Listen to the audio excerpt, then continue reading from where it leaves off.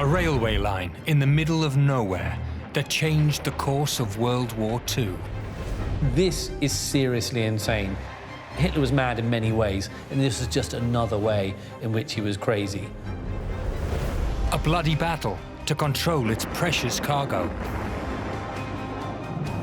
This vast cantilever bridge was built to be blown up.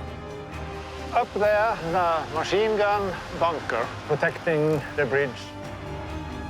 And a town on the move. There is a real threat of collapse. With this mega mine underneath the town, it's not your usual place to live. The station and the entire town around it are having to be moved. This is the Kiruna to Narvik railway line. And here is its hidden story. In this series, we explore some of the greatest railways in the world and the secrets surrounding them. From the ancient hills of Europe to the wastes of the Yukon Valley in North America, their dark and forgotten pasts have left their mark on history.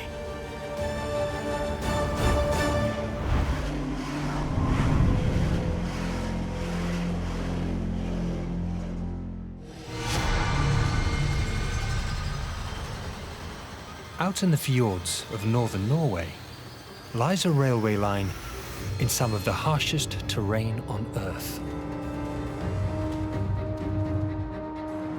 This line is built in one of the most remote parts of the world.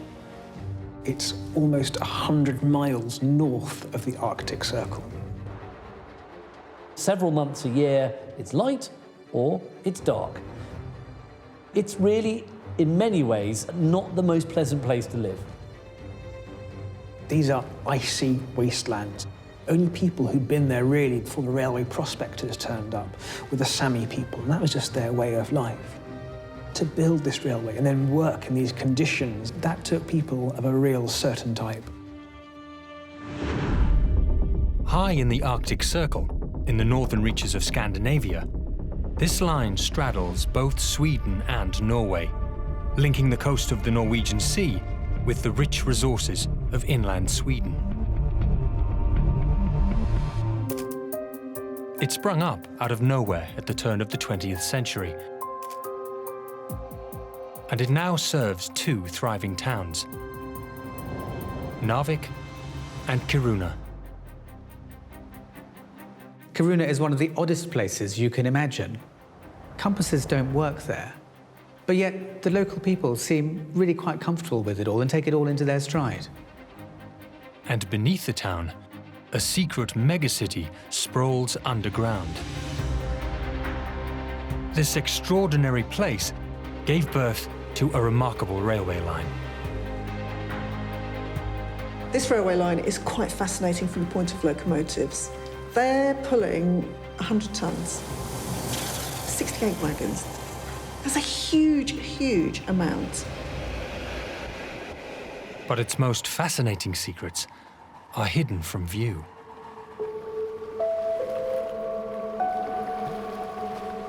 If you really want to understand why this railway line is so important, you've got to go off the railway tracks and look and find what's at the bottom of the Narvik fjord and what is beneath the waves.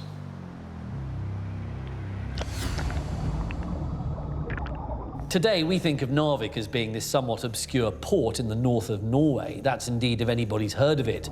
But actually, sunk there are scores of battleships, destroyers, U-boats, all of which are testament to the absolute strategic vitality of that port. It's an incredibly eerie and poignant sight to see all those battleships still there just on the fjord bed. These wrecks date back to World War II. But what happened here in the quiet waters around Narvik? What were they fighting for? Norwegian underwater photographer Frank Bang explores these sunken tombs. The 9th of April, 1940. In the early morning, 10 destroyers came into Norway. There were tons of ships waiting to get to the port. It was snowing that day, so they couldn't see anything. They were hearing some noise outside when the German destroyers sent some torpedoes and sent most of the Norwegian boats down to the death. It's like a graveyard.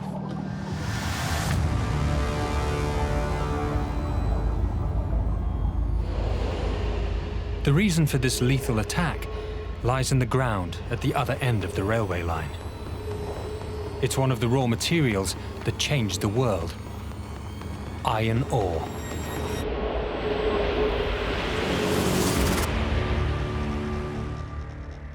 The mineral had been discovered in Kiruna in the 17th century, although its remote location prevented it from being mined. But with the onset of the Industrial Revolution 100 years later, the world was crying out for it. Engineers were going to have to find a way to exploit the ore. And this called for building works on a massive scale. They had to think about how they were going to get it out. How were they going to transport it worldwide? So the railway is the first step. But actually, it's not just the transportation, it's about processing the ore, providing support for the workers. Where were they going to live? What were they going to do? The whole system, they created from nothing. The iron ore mines, the railway and the harbour together are actually one giant mega system. They're one piece of infrastructure. They are one and the same. In addition to the railway line and the towns of Kiruna and Narvik, the megasystem also included a power station and a port in Sweden. All of these were needed to mine the vast amounts of iron ore. But the Swedish harbour was icebound for several months of the year, whereas Narvik, thanks to the Gulf Stream, never freezes. That meant that everything depended on the Kiruna to Narvik railway line. Construction began in 1898. Norwegian guide Steingrim Sneeve has expert knowledge about the workers who made it happen. There were 5,000 of them working here in the mountain, and they were very difficult conditions. There's a lot of high mountains, and when they started to make the line, they have to be hanging rope down the mountainside to try to drill out stone. One of the techniques at the time was to insert explosives into a hole in the rock face. It was an efficient method, but extremely dangerous. And the difficult terrain was only part of the challenge. For half of the year, workers had to contend with the freezing weather during Arctic winters that were icy, snow-covered, and brutally cold.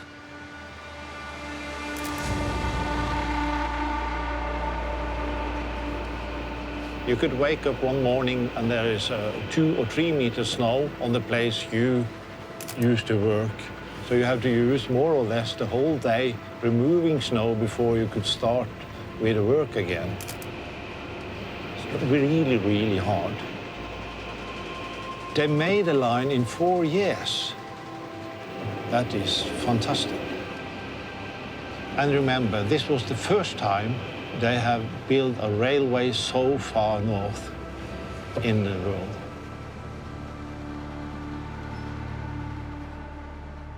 The line was opened in 1903, and it was originally serviced by steam engines. But soon, electric trains were introduced. The extreme weather conditions at this latitude demanded special machines. One of these was a rotating snowplow, which was fitted to the front of the train.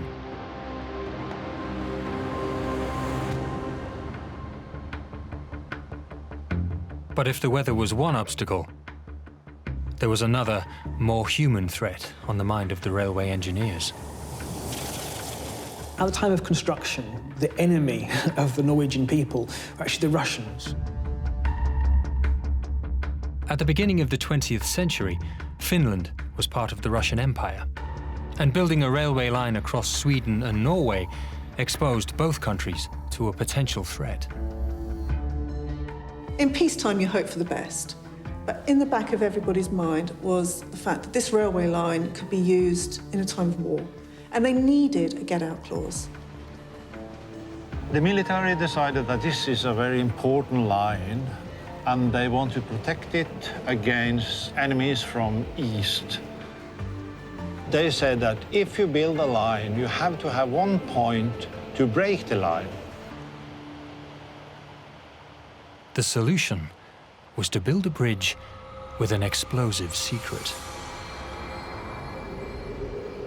The Nordell Bridge, it's eerie, and it's just clinging in there in the valley. But it's beautiful as well. It looks, from a distance, incredibly spindly. It's made up of lots of tiny different elements. But don't be fooled, it's incredibly strong. At 130 feet high and 590 feet long, the bridge had to carry the heavily loaded iron ore trains while serving a darker purpose. Up there, you can see a bunker. That is a machine gun bunker protecting the bridge against east. The Nordell Bridge goes over a bit of water, which isn't even necessary. They could have bypassed it by a very, very simple curve. It sounds crazy, but it was a purpose-built Achilles heel in the railway's construction. The bridge took a year to build. An incredible effort for a structure that wasn't even needed in the first place. Not many people now, today, looking at it, realise that this great big bridge, this vast cantilever bridge, was built to be blown up. The challenge was how to construct it so it could be destroyed at will. Engineers don't normally think about how to demolish their things. That's someone else's job. But to actually go for it, you'd have to blow up the foundations. If you destroyed individual pieces, well, that's all relatively easy to put back together. You'd have to go for the foundations. And go for the foundations they did. When they build this huge bridge, they make mine chambers to put explosive in. So they put it in here. It's 1 meter and 40 deep. At the same time, they build a stockhouse for explosive on the end of the bridge over there. Everything was geared for an attack from the east, but in the end, the threat would actually come from the west. Decades after the bridge was built, the region would face the might of the Wehrmacht. During the 1930s, Germany built a mighty fighting force of planes, tanks and ships, and trained an army of 1.5 million men as it prepared for war. It also imported 22 million tons of iron ore per year, 45% of which was from Kiruna. But why was this mineral so crucial to the Nazi cause? Iron ore is a vital part of the manufacturing process for munitions, armaments, you name it. Without it, Hitler's war machine is almost crippled. Iron is the main component of steel, and steel makes tanks, battleships, and shells. But after war broke out, Germany found itself cut off from its usual sources of iron ore. This railway line is an absolutely vital part of Hitler's war plan. Why? Because he needs the iron ore from Kiruna in Sweden to be shipped along the railway line to Narvik, the Norwegian port. From there, it can be taken to the heart of the Third Reich. It's an absolutely strategically vital part of Hitler's war plan. Hitler knew, as Britain knew, that if the supplies of iron ore were choked off, German industry could only last for months. And so Norway became vitally important to Hitler. He had to seize it in order to ensure that the war materials of Germany kept functioning, that the wheels of the factories kept turning. Hitler sent the pride of the German Navy to attack the ports of Norway. And Narvik was top of the list. It was a surprise attack. They arrived in the middle of the night. The Norwegians weren't expecting them. They attacked by destroyers transporting troops by sea. 10 German destroyers came in here at a little before 5 in the morning on the 9th of April, 1940. There were 2 Norwegian Navy ships sitting in the harbor, the Eidsvoll and the Norge. They were both sunk instantly. They were torpedoed by the Germans, and 282 sailors died. It took only a very short time for the Germans to sink those ships and take the port of Narvik. But any jubilation was to be short-lived. What they had done was to fire the opening shots in what were to be 2 major naval battles. 5 British warships descended on Narvik.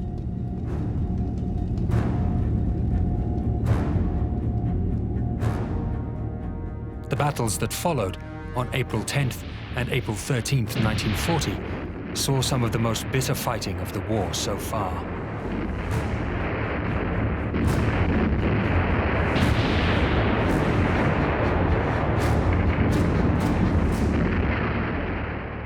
Meanwhile, a group of Norwegian soldiers boarded a train. Their mission: to blow up the railway line's weakest link, the Norddal Bridge. Norwegian saboteurs attempted to destroy the bridge. Conditions were so unfavorable that the damage they managed to do to it was minimal. What was meant to be straightforward, explode the Norddal Bridge that had been built to be blown up in the first place, turned out to be a fiasco. For one thing, there was not enough dynamite in the on-site reserves, and that was just the beginning of the problems.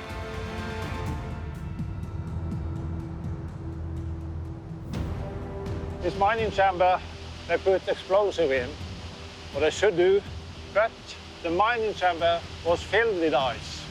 They didn't succeed.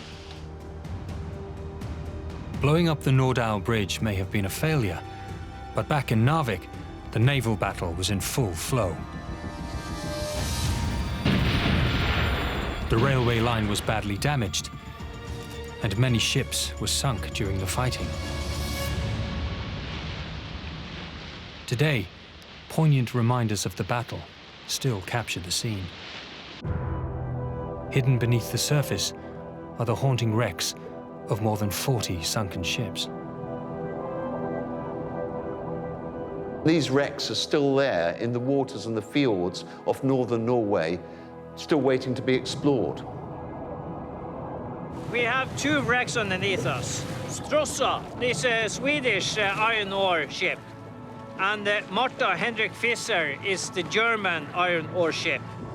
It's one of the most famous wrecks to dive when people come to Narvik. Shipwrecks are like gold for historians. They tell you so much. This is history buried underneath that fjord.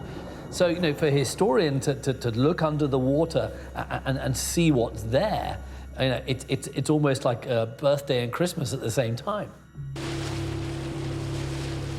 In 2011, Frank Bang found what was perhaps Narvik's most precious underwater secret: a Nazi bronze eagle. This had to go to a museum if it's still there, because there are treasure hunters all over the world, and it sells on the black market for thousands and millions of crowns. So me and my friends, we did 2 days of searching. The second day, we found it. The eagle belonged to the destroyer Erich Giese, which was sunk on the 13th of April, the final day of the battle. On that day, the 4 remaining German destroyers ran out of fuel and ran aground in the nearby Rombaksfjord.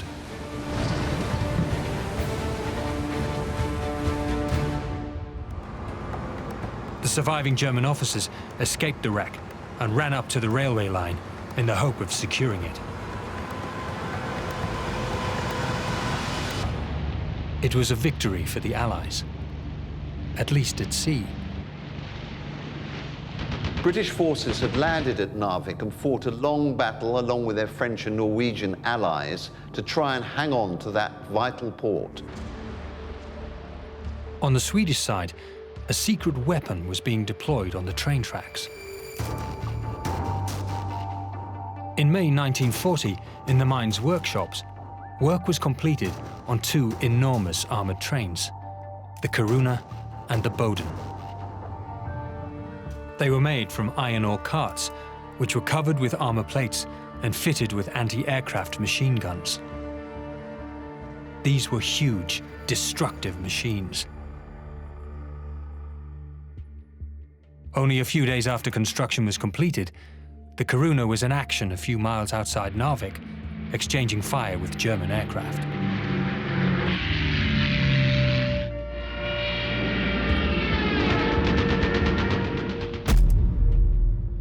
Now the tables were turned and the Germans had lost the advantage. It was their turn to try and sabotage the railway line by bringing down the power lines.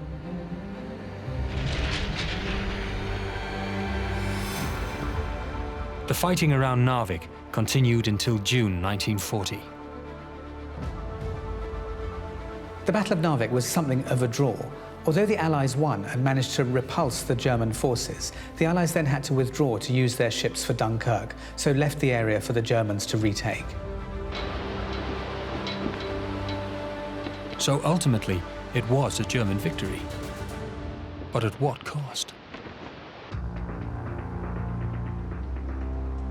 In the long-term history of the war, it probably made the invasion of Britain impossible because 50% of the German destroyers were destroyed in the Norway campaign by the Royal Navy. But for now, the Germans were able to savour their victory. They repaired the damage to the railway line, and it seemed nothing could stop them. The failure by the British only leaves Hitler much stronger. It now means he's got access to all that iron ore. He controls the railway line. But this wasn't enough for Hitler.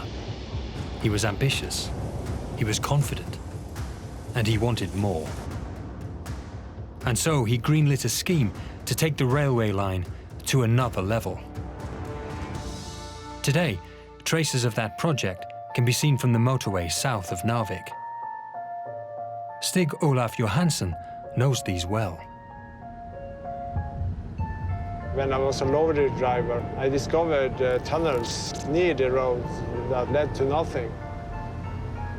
And I thought that was mysterious and started my own investigation. What Stig discovered is not written in the history books. He found a railway line with a very grim past. Hitler had on paper, a very logical idea to build a railway line that would link Narvik all the way to the south of Norway, and therefore enable him to easily transport all this iron ore, near to Germany. Hitler's dream was to build a railway line that would stretch from Oslo to the border with Russia, just 1,400 miles south of the North Pole. That would allow the Germans to move iron ore and troops wherever and whenever they wanted. The new line would be called the Polarbahnen, or simply the Polar Line.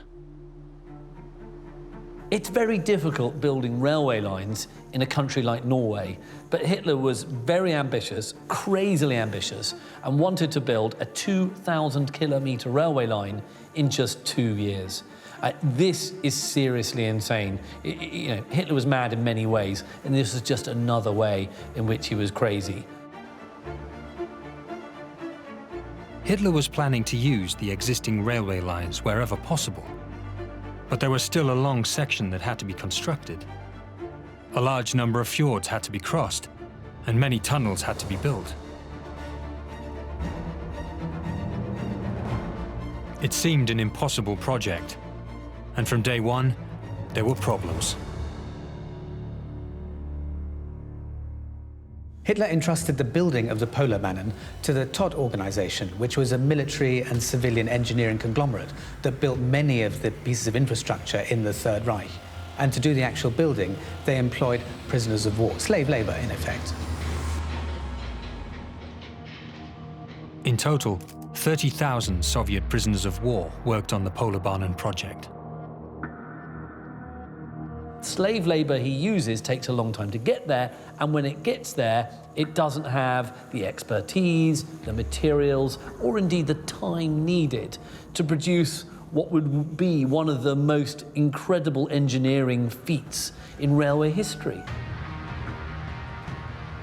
People today don't realise they drive through that landscape. They're actually driving past a chunk of history. You can still see lots of dotted about parts of the civil engineering. Just some tunnels, some tracks, a few buildings, vestiges really. It's a ghostly reminder of what once was and what could have been. A short walk from the motorway, people can still find the remains of the Polar Line. That was a bridge from one tunnel to another. You see, one of the stones in that wall weighs over 200 kilos. How did they get a stone there? By lifting. Many prisoners of war lifted it in place. The conditions in which the poor people who worked on that railway line, the forced labourers, the prisoners of war, slaves essentially, were absolutely dreadful. In this tiny creek, 500 workers slaved away under the watch of armed guards. Many of them froze to death during the Arctic winter. But the cold was not the only danger. They drilled here and put dynamites in here and blasted. It was very dangerous because sometimes they didn't get all the stones to fall down. And they went inside the tunnel, and suddenly a block came down and killed one of the workers. Many people got killed. Tragically, it is estimated that the number of prisoners who died working on the Polar Line was as many as 15,000.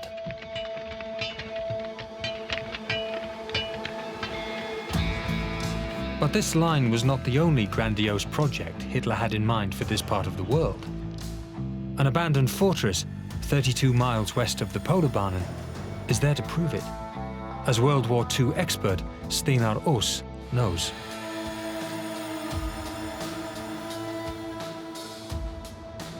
Hitler actually was very obsessed by this idea that Norway was the zone of destiny. So it was very dramatically speaking. And he had this idea that the northern flanks of his occupied region was easy to invade. This is a German map showing all the fortifications they'd built during the Second World War to try to cover the defense lines of these areas and the fjords, which could give access to the railway in the inland. These coastal artillery batteries were part of the Atlantic Wall, the defense system built by the Germans to protect the occupied territories that stretched all the way from Spain to the tip of Norway. It was possibly the greatest single construction project undertaken during the 20th century. See that topography of Norway and the geography of Norway is quite different than Denmark and France. You can't cover all the coast because there are fjords, there are rugged coastlines, and there are islands all over the place. Hitler had spent all sorts of money and energy in fortifying a country that never needed to be fortified. There were approximately 100,000 Soviet prisoners of war in Norway. They were ruthlessly exploited by the Nazis to build more than 200 bunkers along the coast to form part of the Atlantic Wall. But using them for the construction of the Polar Line was not as successful. Hitler's mad ambition had come up against reality. The terrible Arctic conditions, along with a workforce with no expertise and no allegiance to the Reich, meant progress was extremely slow. This railway was never completed. Only about 30 to 40 kilometres of the line was ever constructed. It didn't ever see out the Second World War. The Polar Line may have been a failure, but it arguably played an important role in the outcome of the war. Hitler was so obsessed with Norway that he kept an extraordinarily large number of troops, whole divisions there throughout the war, who were uselessly occupied and just sitting there when they were desperately needed, for example, on the Eastern Front. It became an absolute idée fixe for Hitler. He wanted to hang on to it at any cost, even when there were no Allied plans to invade it. In 1945, there were still 400,000 German troops in Norway as a result of Hitler's direct orders. It was an army that could have been deployed elsewhere. An army that could have changed the course of history.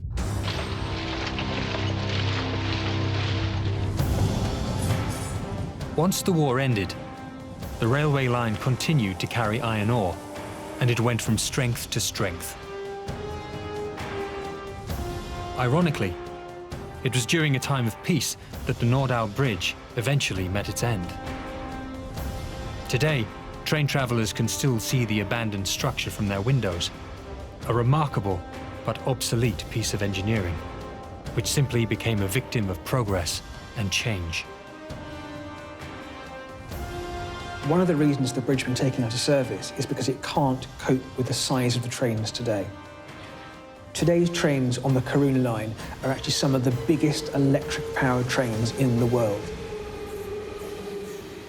They are pulling huge, huge loads. 68 wagons, 100 tonnes over quite steep gradients. That's a lot of power in that loco. When they were first introduced, electric trains on the line were only able to pull 1,900 tons. Incredibly, today, the capacity is 6,800 tons. Every day, 10 trains run from Kiruna to Narvik, each filled with enough iron ore to manufacture 70,000 cars. They are able to travel through rough, difficult mountain terrain in all weathers. But luckily, the last leg of the journey is downhill. Cleverly, they use the braking system to recharge the batteries, and they get so much power from that. Once they've unloaded the ore, they can take that train back up under that saved power. Thanks to this, the trains are able to use the thousands of kilowatts per hour they produce to travel all the way back to the Swedish border. This megatrain has allowed the mine to go into overdrive. What started as a hole in the ground is now one of the most sophisticated mines anywhere in the world. They've gone from open cast mining and removing the top of the mountain to going over a kilometre underneath. And underneath there is a whole world in itself. It's a huge, huge city, but underground. The mining operation at Kiruna is absolutely vast. There are something like 400 kilometres of roads and routes underneath. And there are even trains inside that mine. The technological megasystem may have been a grand project at the turn of the 20th century, but its engineers would have been hard pushed to guess just how big and high-tech the mine would be today. Over the past 100 years, out of everyone's sight, level after level have been dug in order to reach the precious iron ore. And it now takes an astonishing 20 minutes to get to the heart of the mine. I remember the first time I went down the mine. It was 8 years ago. I heard some stories about the old levels from the 70s and 80s that we left behind and closed, like dining rooms who haven't been touched in 40 years. Of course, there are stories about ghosts and people who had been disappeared. The mine is a dark place. I don't know if it's true. Ghosts or no ghosts, business continues as usual. At nearly a mile deep, the main haulage level is pivotal to the whole operation. Here, the remotely controlled trains run back and forth every day, carrying newly extracted iron ore before dumping it into giant crushers. There are no storage facilities here, so it's crucial that the mined mineral is continually on the move. If you look at the bigger picture, like what we do here, in a few hours or like a day, this ore will be in a boat. Mining here never stops. They extract 75,000 tons of iron ore every single day of the year. That's roughly the amount needed to build a 12-story building. I find the scale of this mine absolutely mind-boggling. And the mine is king, there is no doubt about that. The town is people's homes and people's lives, but the mine is the reason they are there. And to be dominated by that one huge industry is incredible. But the town is paying a high price for the success of the mine and its railway line. Iron ore may have made Kiruna a lot of money, but also it's ultimately destroying the town. The Swedes have excavated so much iron ore that now the town is literally sinking. In 1898, when they set out to build Kiruna, they wanted to make the perfect town. They thought about the civic planning, the direction of the streets and the architecture and the extra buildings that people would need, the churches, the shops. And they put it in place. And for over 100 years, it worked. Who could predict that the mine would get so huge? It's spread out underneath the town, and now what was a safe place to be is actually being literally undermined.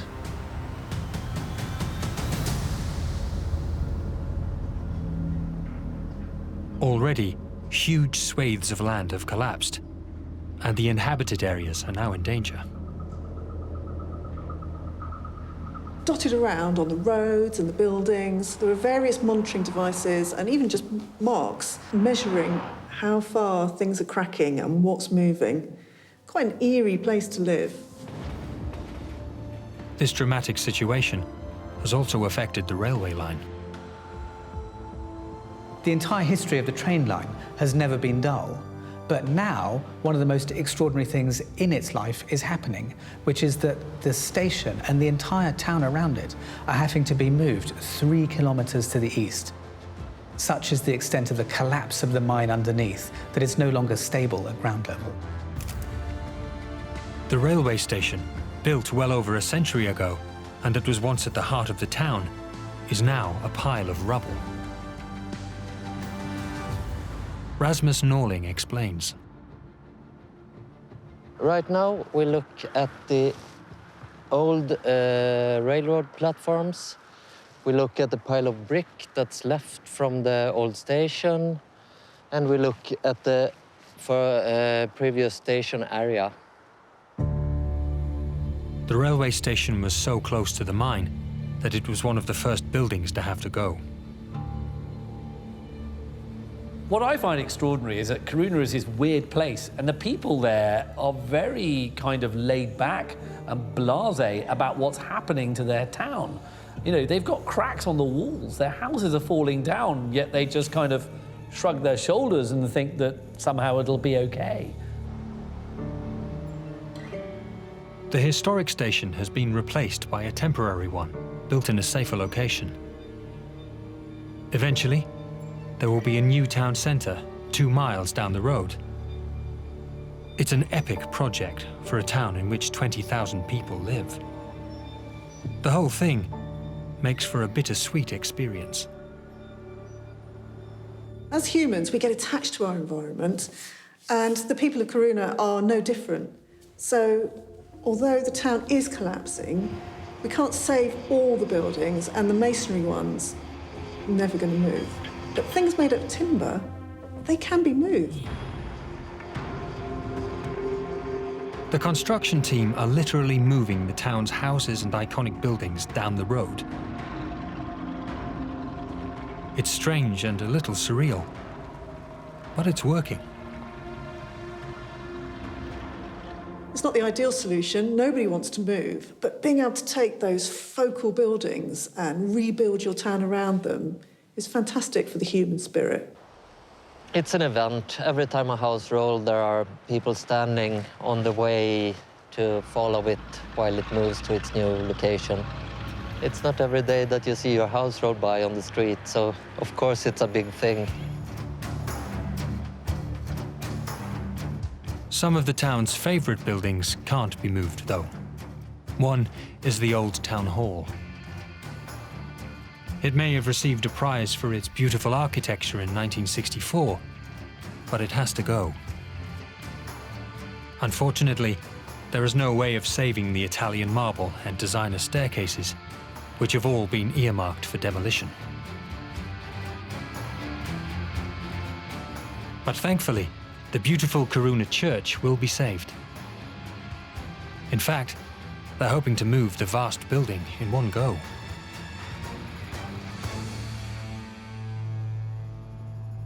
In peace and war, the town of Kiruna is forever linked to the mine and its railway line. The reason for the megasystem, the iron ore, that's always going to be at the heart of the decision-making process. That's what the town exists to protect.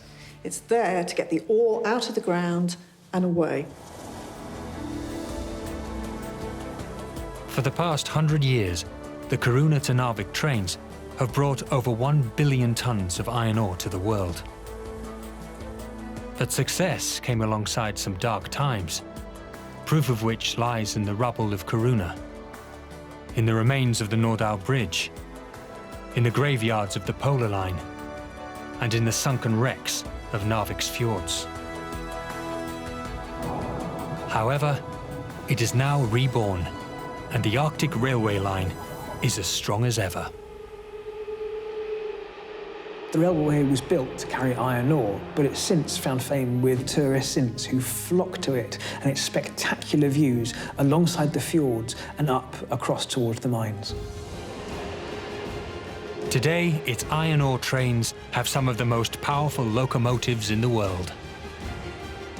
But with such a precious cargo, who knows what its future holds?